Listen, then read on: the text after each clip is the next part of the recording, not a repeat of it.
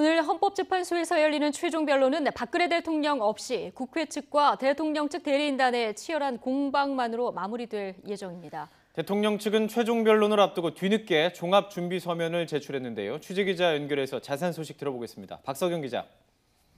네, 헌법재판소입니다. 네, 헌재가 요청한 종합준비 서면 오늘 이른 아침까지도 제출이 안 됐었는데 결국 제출을 하긴 했군요. 네, 그렇습니다. 최종 변론을 4시간 정도 앞둔 오늘 오전 10시쯤 대통령 측이 헌법재판소에 종합준비서면을 제출했습니다. 모두 252쪽 분량입니다. 앞서 헌법재판소는 지난 23일까지 국회 측과 대통령 측에 그동안 주장한 내용을 정리한 종합준비서면을 제출해달라고 요청했는데 나흘 늦게 제출한 셈입니다. 대통령 측은 검토해야 하는 증거가 많아 시간이 부족한데 헌재가 촉박하게 준비서면 제출 마감일을 정했다고 불만을 내비치며 제출 기한을 지키지 않았습니다. 반면 국회 측은 헌재가 요청한 기한에 맞춰 그동안의 준비서면을 요약 정리하고 증거조사 결과와 사실관계를 설명한 297쪽 분량의 종합준비서면을 제출했습니다. 네, 이 최종 변론을 앞둔 헌재 분위기도 궁금한데요. 지금 어떻습니까? 네, 이곳은 벌써 많은 취재진들로 북적이고 있고 헌재 정문 앞에서는 탄핵 반대 집회도 계속 열리고 있습니다.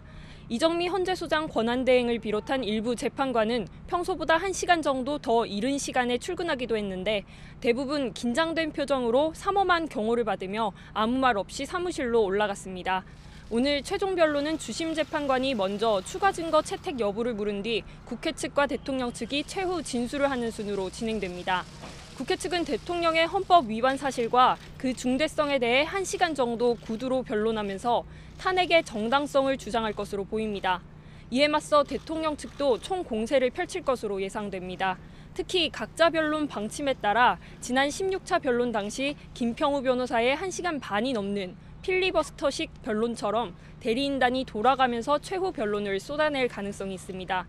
대통령 측은 YTN 취재진과의 통화에서 탄핵을 각하해야 한다는 의견과 기각해야 한다는 의견, 재판을 끝내서는 안 된다는 의견 등 대리인단의 견해가 각각 다르기 때문에 여러 가지로 변론해야 해서 탄핵 인용만 주장하는 국회와는 변론 방법이 다를 수밖에 없다고 설명했습니다.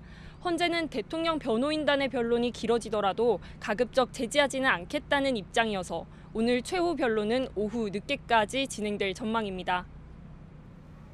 네, 박근혜 대통령이 출석할지 말지 관심이 집중됐었는데 결국 출석하지 않기로 했군요. 네, 그렇습니다. 그동안 박근혜 대통령 출석 여부가 탄핵 심판 막판의 최대 관심사였는데요. 박근혜 대통령은 오늘 열리는 최종 변론의 모습을 드러내지 않고 서면으로만 최종 진술을 할 예정입니다. 어제 박근혜 대통령 측은 불출석 의사를 헌재에 전했지만 정확한 불출석 사유는 밝히지 않았습니다. 다만 출석 여부를 두고 대통령 대리인단 내부에서도 의견이 갈린 것으로 확인됐습니다. 출석에 찬성한 측은 적극적인 해명이 심판에 도움이 될 것이라고 주장했지만 반대 측은 대통령의 헌재 출석이 국격을 떨어뜨릴 수 있고 심판 절차 정당성을 인정하는 결과가 될 수 있다며 대통령을 설득한 것으로 나타났습니다. 결국 대통령 측은 재판부와 국회 측의 신문을 받는 대신에 헌재의 절차적 문제에 대한 반론을 제기하는 전략을 취할 것으로 보입니다. 이에 국회 측은 출석 여부는 당사자의 선택일 뿐이라며 별다른 입장을 보이지는 않았습니다.